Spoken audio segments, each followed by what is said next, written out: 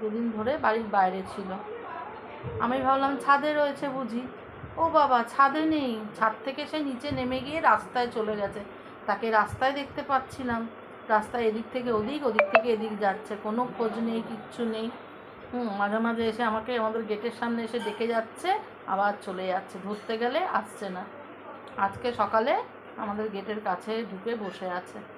এবার ঘরে এসে খাওয়া দাওয়া করে, দুদিন খাবার পাইনি কোথাও রাস্তায়, খাবার খেয়ে এখন নিচে ফ্যান ছেড়ে দিয়েছি, ব্যাস নিচে টান টান হয়ে ছুটকি এরমভাবে শুয়ে আছে। আমি ডাকছি, ভয়ে ভয়ে রয়েছে।